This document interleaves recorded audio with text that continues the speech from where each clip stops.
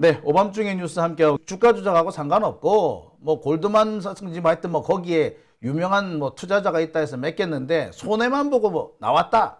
아, 그리고 그 뒤로는 뭐 거래도 없고 연락도 없다라고 뻥을 쳤습니다. 그 뻥은 얼마 가지 않아서 다 들통이 나죠. 23억에 달하는 어마어마한 이득을 봤다라는 것이 드러났습니다. 뭐 그 뒤에도 거짓말은 계속됐죠. 뭐 제가 일일이 말씀을 다 드리기 어려울 정도입니다. 최근엔 또 거짓말을 했습니다. 그러니까 거짓말 하나가 들통이 나면 새로운 거짓말, 또 들통나면은 또 새로운 거짓말, 그게 또 들통나니까 또 새로운 거짓말을 꺼내놓는 뭐 그런 상황인데, 최근에 꺼내놨던 거짓말이 또 들통이 났습니다. 정말 황당한 거는요, 이 얘기를 검찰에서 하는지 아니면 김건희가 직접 하는지 모르겠으나 적어도 이 공범들의 판결문은 좀 살펴보고 해야 되지 않을까 싶은데 판결문조차도 보지 않나 봐요. 김건희가 최근에 했던 거짓말은 공범, 아니 주범이죠. 주범의 법정 진술을 통해서 이미 거짓말이라는 게 확인이 됐다라고 하네요. 자, 제가 준비한 세 번째 주제는 그 내용입니다. 김건희 계좌 내가 관리했다. 김건희 거짓말 또 드러났다. 입니다. 자, 이 내용은요, 도이치모터스 주가 조작의 주포인 김모 씨가 법정에서 한 증언입니다. 이 여러 공범들 중에 이 블랙펄 인베스트먼트의 뭐 이사인가요? 뭐 부장인가요? 하여튼 간에 뭐 주요 인물 중에 민모 씨라는 사람이 있죠. 이 민모 씨라는 사람의 재판에 김머시기가 가가지고 얘기를 합니다. 김건희 계좌 사실은 내가 관리한 거다. 인정을 이미 했대요. 이게 이미 판결문에 나와 있어. 그런데 검찰이 거짓말한 건지 김건희가 거짓말한 건지, 아니 둘이 합작한 건지 모르겠으나 갑자기 김건희는 뭐라 그럽니까? 그거 내 계좌는 내가 직접 관리했고 내가 직접 투자한 거고 내가 직접 주문한 거야. 주가 조작하고는 상관없어. 심지어 뭐라고까지 얘기를 하냐? 김건희하고 최은순 사이에 통정매매가 된 부분이 있었잖아요. 이에 대해서 김건희 뭐라고 얘기하느냐? 통정매매 아니야. 상대방이 엄마인지도 몰랐어. 야, 이런 개소리를 시전을 했었죠. 근데 그 개소리가 모두 거짓말이라는 것이 이미 드러나 있었던 겁니다. 아니, 거짓말을 할 거면 좀 살펴보거나 할 것이지. 이 뭐하는, 무슨 쪽팔리는 일입니까? 이 거짓말도 자꾸 거짓말로 드러나다 보면, 거짓말이 드러나지 않으면 모르겠는데 자꾸 뽀록이 나면은 이거 참 민망하지 않나? 참 검찰도 그렇고요, 김건희도 그렇고 이제는 불쌍합니다. 그렇게 도망가고 싶나? 검찰은 그렇게 김건희를 쉴드를 치고 싶나? 야, 검사, 야, 니들이 그러고도 공익의 수호자냐? 아이고, 아유, 어쩌다가 검찰 꼴이 이 꼬라지 됐는지 모르겠어요. 자, 일단 도이치모터스 주가 조작 사건에 대해서 간단하게 짚어보죠. 도이치모터스 주가 조작 사건이란 권오수 회장, 도이치모터스 회장이죠. 권오수라는 사람이 블랙펄 인베스트 이종호라는 사람을 통해서 2010년부터 2012년까지 인위적으로 주가를 끌어올려서 많게는 81억, 적게는 마이너스 1억까지, 아무튼 총액 수백억 원대의 시세 차익을 얻은 사건입니다. 꽤 오래 전에 있었던 일이죠. 당시 이 주가 조작 사건에는 김건희, 최은순 등이 관여되어 있다는 사실이 드러났습니다. 이 두 사람이 이 도이치모터스 주가 조작을 통해서 얻어들인 수익은 23억이 넘는다고 하죠. 이 도이치모터스 주가 조작 부분은 금감원에서도 의심 거래로 신고가 됐고 포착이 되어 가지고 내부 조사가 이루어졌다고 합니다. 뿐만 아니라 경찰 조사까지 이루어졌죠. 하지만 이 부분에 대해서 검찰은 전혀 기소를 하고 있지 않다가 2019년에 문제가 되니까 부랴부랴 관련자들을 기소하기 시작을 합니다. 그리고 최근에 1심, 2심이 나오기 시작한 거죠. 하지만 큰 이익을 본 김건희는 그리고 최은수는 기소 대상에서 빠집니다. 처음에는 손해만 봤다. 그러다가 점점 이용당한 거다. 뭐 이렇게 희한한 변명을 해댔죠. 그 변명을 가장 적극적으로 널리 알려준 사람이 검찰이죠. 검찰은요, 최근까지도 어떻게든 간에 김건희를 빼내려고 했던 것 같아. 공범의 대부분이 유죄 판결을 받았고 징역 2년에 집행유예 3년이 나왔습니다. 실형을 받은 사람도 있다고 하네요. 어쨌든 자, 이 와중에서도 검찰은 1심에서 무죄 판결을 받았던 전주, 그러니까 직접적으로 시세 조정에 가담하는 게 아니라 돈을 댄 사람, 돈만 댄 사람의 경우에는 1심에서 무죄가 나온 경우가 있었어요. 김건희는 기소도 안 됐지만 김건희랑 비슷한 역할을 했던 전주 하나가 기소가 됐는데 1심에서 무죄가 나온 거야. 그러자 검찰이 갑자기 뭐라 그럽니까? 아유, 단순 전주일 뿐이야. 단순 전주. 아유, 전주는 무죄래잖아. 그러면서 빠져나가려고 했어요. 근데 우리가 볼 때 단순 전주가 아니잖아. 계속해서 연락해서 주문을 넣기도 하고 때로는 주문 넣었느냐 확인도 하기도 하고 또 어떨 때는 보면은 언제 맞춰서 때려달라 그러면 맞춰서 움직이기도 하고 자기 엄마랑 통정 거래를 하기도 하고 이거 단순 쩐주는 아니지. 그런데 단순 쩐주라고 우기면서 쩐주는 무죄니까 라고 변명을 댔습니다. 하지만 이 단순 쩐주가 항소심에서 유죄가 나와버리죠. 상황이 이렇게 되니까 검찰이 다급해진 겁니다. 게다가 이 유죄 판결을 받은 쩐주는 주가 조작 과정에서 손해를 본 사람이야. 손해봤지만 주가 조작에 가담한 것은 사실이므로 유죄가 나온 거예요. 그러면 23억의 이익을 본 김건희와 최은수는 말할 것도 없는 거 아닙니까? 네. 자, 그러다가 최근에는 이런 변명을 합니다. 아유, 그거 맡겨서 한 게 아니고 사실은 다 김건희가 직접 한 거야. 우연히 주가 조작 세력들하고 좀 이렇게 시간대가 맞았을 뿐, 그거 상관없는 거야. 라는 식으로 변명을 해요. 그런데 이 변명이 이번에 거짓말이라는 게 드러난 겁니다. 사실 검찰이 계속 이렇게 너무나도 명백한 범죄자를 봐주고 있으면 단순히 검사 마누라라는 이유로 그리고 지금은 대통령 마누라라는 이유로 이 기소를 안 하고 계속 시간을 질질 끌고 있지 않습니까? 이 경우에는 답은 특검밖에 없어요. 게다가 이미 판결을 통해서 김건희가 어떤 행동을 했고 사실관계가 다 확인됐고 증거까지 다 확인됐고 그와 동일한 행동을 했던 다른 사람은 유죄를 받았어. 그러니까 기소만 하면 유죄 나오는 건 이미 뻔해지는 거예요. 자, 그런데 윤석열은 계속해서 이 김건희 특검법을 거부하고 있죠. 벌써 2번이나 거부됐습니다. 김건희 특검이 실제로 작동이 되면은요, 적어도 이 도이치모터스와 관련해 가지고는 별로 할 게 없어요.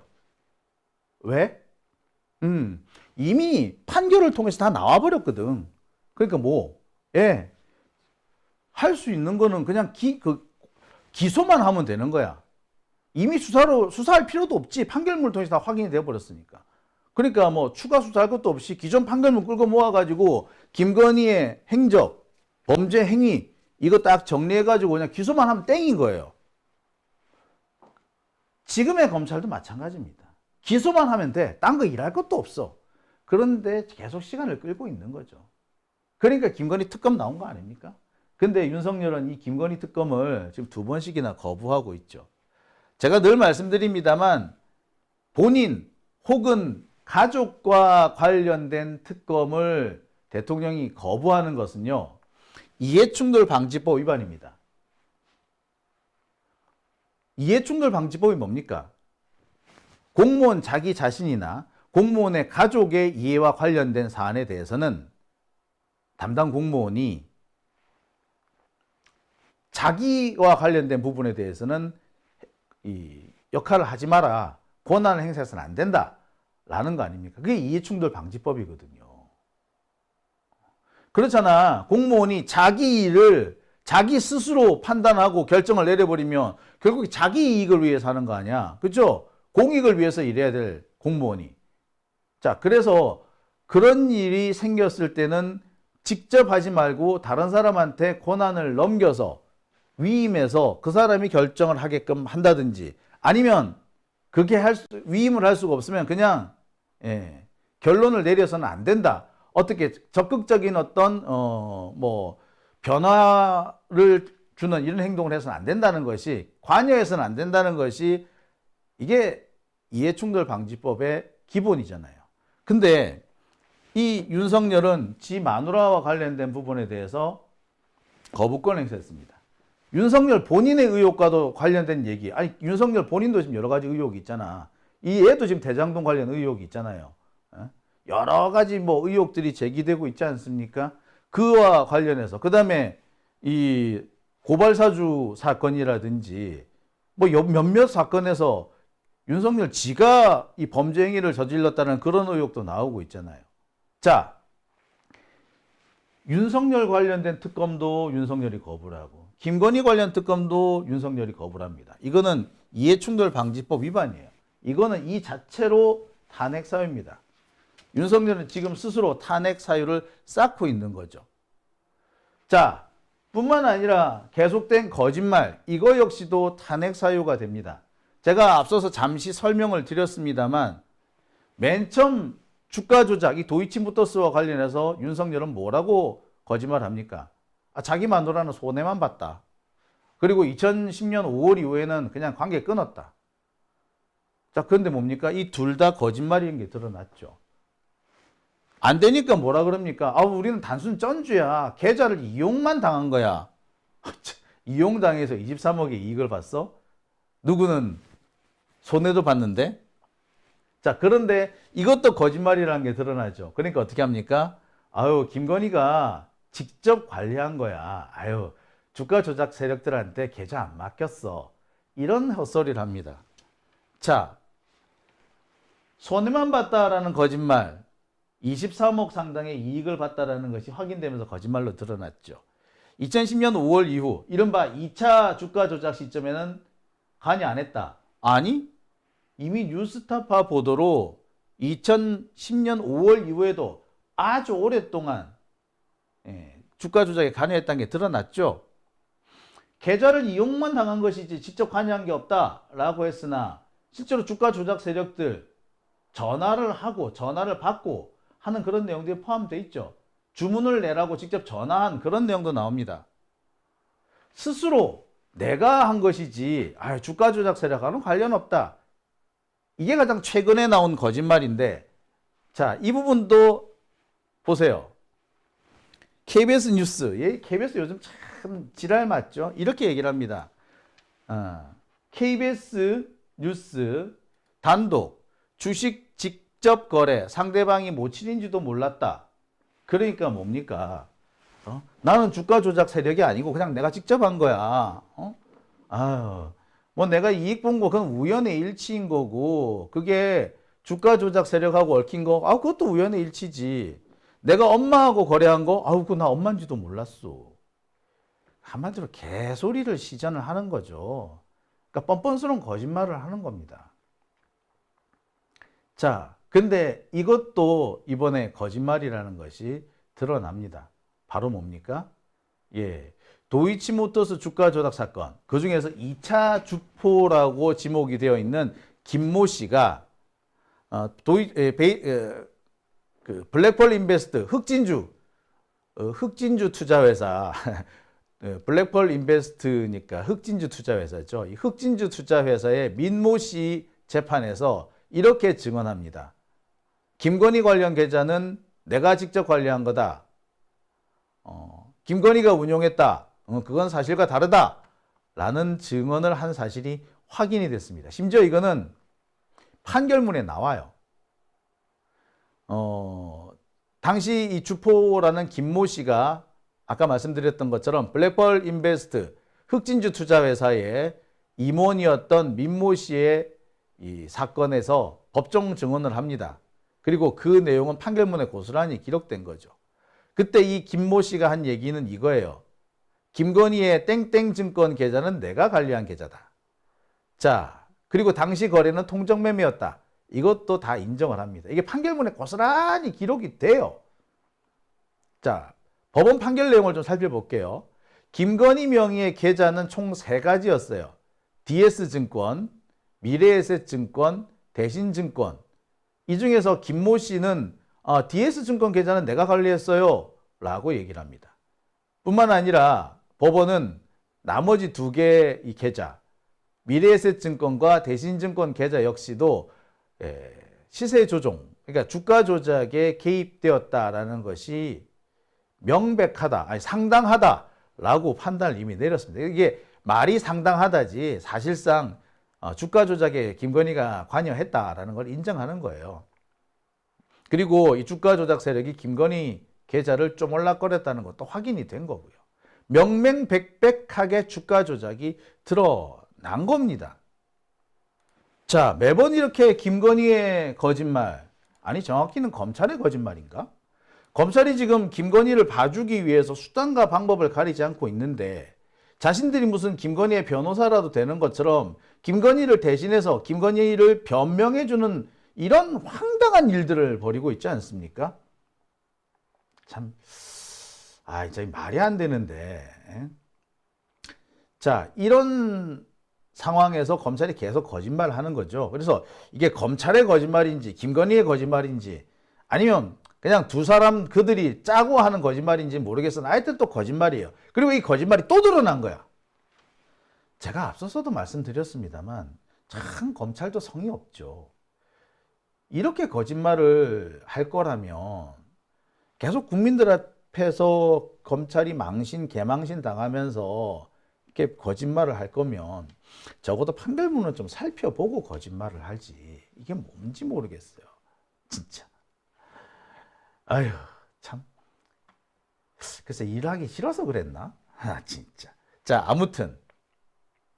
지금 검찰은요, 계획이 상당히 많이 틀어진 걸로 보여요. 그러니까, 검찰은 불기소라는 결론을 딱 내놓고, 거기에 맞춰서 변명거리를 하나씩, 둘씩 내놓는, 그런 식의 행동을 보이고 있습니다. 그래서, 거짓말이 드러나면은, 들통나면은 다른 거짓말하고, 이게 문제가 되면 저걸 꺼집어내고, 뭐 이런 식으로 하는 겁니다. 단순 쩐주라는 논리를 밀다가 이번에 쩐주 유죄 판결로 무산이 됐고, 그마저도 이제, 자기 스스로 판단해서 거래했다. 주가 조작이 아니다. 라는 주장마저도 이제 폐기되게 된 상황입니다. 그러니까 판판이 계속 거짓말이 드러나고 있는 거죠. 참, 이러니까 우리가 검찰한테 수사권을 주면 안 된다는 거 아닙니까? 검찰이 수사를 잘해요? 검찰이 경찰보다 수사를 잘해요? 이게 잘하는 겁니까? 이게 잘하는 수사 잘하는 검찰의 이 태도입니까? 행동입니까? 솔직히 지금 금감원 자료라든지 경찰청 자료 이게 외부로 이미 유출이 되어 가지고 검찰이 무슨 짓을 하고 있다는 게 이미 다 폭로된 거 아닙니까? 특히 이 도이치모터스 주가 조작이 외부로 알려지게 된 것은 이 경찰 쪽에 이 어느 양심 있는 경찰관이 이 도이치모터스 사건과 관련한 수사 보고서를 언론에 제공하면서 그러면서 시작된 거잖아요. 검사들은 이런 짓 많이 하지 않습니까? 수사 보고서 외부로 유출 막 하고 말이야. 그런데 검찰 지들은 그렇게 언론 플레이하고 피의사실 공표죄 막 이런 거 저질러도 처벌조차 안 받잖아. 근데 이번에 제가 확인해 보니까 이 당시 이 자료를 외부로 유출했다고 지목된 경찰관은 계급이 강등이 됐어요. 참. 공익을 위해서 검찰이 숨겨버린 사건을 바로잡기 위해서 그렇게 이 내부 고발을 한 것인데 이 내부 고발자가 이렇게 피해를 본 상황이 된 겁니다. 누가 정의를 위해서 움직이고 있는지 모르겠어요. 검찰은 공익의 수호자라며. 근데 지금 공익의 수호자가 아니라 김건희 수호자가 돼버린 거 아닙니까? 부끄럽지도 않나 봐요. 자, 참 이런 상황에서 김건희 특검법이 계속 거부되고 있다는 것도 솔직히 짜증납니다.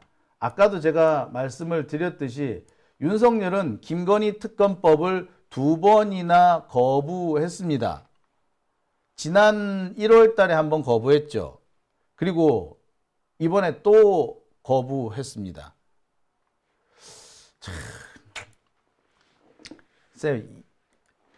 참 얘는 최소한의 양심이나 체면치레도 안 하죠. 체면 같은 걸 좀 생각을 하면 이렇게까지는 못할 것 같은데 얘는 뭐 체면치레 이런 것도 안 하려나 봐. 그냥 뻔뻔스럽게 야 하지마 라고 땡깡을 부리고 있다고 그래야 되나? 참네. 자, 근데 제가 앞서서도 말씀드렸습니다만 대통령이 자기 자신 혹은 자기 가족과 관련된 특검을 거부하는 것은 이해충돌방지법 위반입니다. 이해충돌방지법은요, 공무원이 자신과 관련 있는 사안에 대해서는 권한을 행사하지 말라는 그런 취지입니다. 수사가 됐든 인허가가 됐든 자기 거에 대해서는 손대지 말라는 거예요. 다른 사람이 판단하게 하거나 아니면 아예 그냥 터치를 하지 마라 이거야. 관여를 하지 말라는 것이 그게 김영란법의 특징입니다. 그런데 김영란법이 아니라 이해충돌방지법의 특징이죠. 근데 윤석열은 이 이해충돌방지법을 2번, 3번이나 위반한 겁니다. 김건희 특검법도 위반했죠. 윤석열 특검도 하나 있었잖아요. 대장동 관련된 50억 특검 관련된 특검. 그것도 거부해버렸죠. 최상병 특검도 본인과 관련된 거구나. 경로가 있었냐 없었냐 그거잖아. 그러니까 결국 뭡니까? 본인과 관련된 특검을 지금 몇 번씩 지금 총 합쳐서 7, 8번 되나? 예. 본인 관련된 혹은 본인의 가족과 관련된 특검을 계속 거부를 하고 있습니다. 이거는 다시 한번 말씀드립니다만 이거는 탄핵 사유가 됩니다. 아무리 좋게 보아도요. 이해충돌방지법 위반을 벗어날 수가 없습니다. 윤석열은 아이고 그래 8표 확보해가지고 탄핵해보든가 꼬우면 니들 탄핵해봐 뭐 이런 식의 태도인 것 같은데 아주 뻔뻔스럽죠. 한마디로 배짱입니다. 이런 걸 보고 우리는 뭐라고 그럽니까? 참 이게 뻔뻔스럽단 말도 하고 이렇게 배짱을 부리는 이거 갑질이라고 해야 되나? 윤석열의 갑질이죠 이 정도면. 이거 대책 없나? 아니 뭐 폐기돼도 우리가 다시 발의하면 그만인데 언제까지 계속 이렇게 당하고만 있을 수 없는 거 아니에요. 예. 그래서 지금 민주당에서는 일단 상설특검 쪽으로 살짝 방향을 튼 것 같습니다. 상설특검은 대통령이 거부를 못해요. 그러니까 일단 상설특검을 시작해서 좀 특검이 좀 진행되게끔 만들어서 그러고 난 다음에 하나씩 다음 스텝으로 넘어가자 이런 판단인 것 같아요. 제가 볼 때 괜찮은 생각이라고 봅니다. 당장은 김건희 특검과 관련해서는 법조계 그 누구도 검찰의 주장이나 김건희의 해명을 옳다고 하는 사람이 없어요. 그리고 이미 판결이 나와 있기 때문에 적어도 김건희 특검에 대해서는 다른 결론이 나오기 힘듭니다. 달리 말해서 김건희 특검 같은 경우에는 상설특검으로 넘어간다고 해도 기대를 할 만합니다. 왜냐? 제가 아까도 말씀을 드렸듯이 이 김건희 특검 같은 경우에는 수사가 필요한 게 아니라 기소가 필요합니다. 수사는 이미 끝난 거야. 사실관계는 이미 다른 공범들 재판에서 나와버렸거든. 그러니까 그 판결문 끄집어내가지고 사실관계 딱 정리한 다음에 기소해버리면 땡이야. 대법원이 적어도 자기가 내린 판결을 뒤집는 그런 일은 못할 거 아니야. 자기들이 유죄 확정 판결을 내렸는데 김건희한테 무죄 뜩 내릴 수 있겠어? 못하죠? 예. 그러니까 기소만 하면 돼. 그냥 기소만. 그렇다면은 김건희 특검 같은 경우는 상설 특검이 가도 상관없지 않겠느냐라는 얘기가 나옵니다. 최상병 특검도 마찬가지예요. 제가 알기로는 최상병 특검을 한 두어 번 정도 더 시도를 할 것으로 보입니다만 이거 역시도 상설 특검으로 가도 크게 문제가 없을 거라는 얘기가 나옵니다. 왜? 이미 많은 사람들이 최상병 특검에 대해서는 법조계에서도 분위기가 안 좋아. 그리고 최상병 특검 같은 경우에도 이 박정훈 대령 이 재판 과정에서 많은 게 드러났죠. 수사가 딱히 필요 없을 수도 있어요. 물론 좀 더 지켜봐야 되겠습니다만 상설특검이라는 이런 다른 대안을 찾아냈다는 거 저 나름 의미가 있다고 봅니다. 물론 우리가 생각하고 있는 특검보다는 조금 미흡한 부분이 없지 않아요.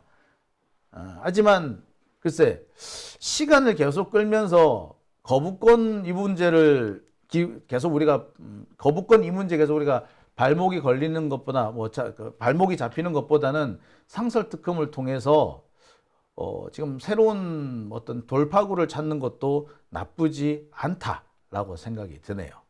자, 이래서 오늘 민주당이 제출한 상설 특검 이 제안 역시 저는 좀 기대를 해봤으면 하는 바람 가져봅니다. 오밤중의 뉴스 함께하고 계십니다. 세 번째 주제는 여기까지 하고요. 이제 다음 얘기 한번 진행해 볼까요?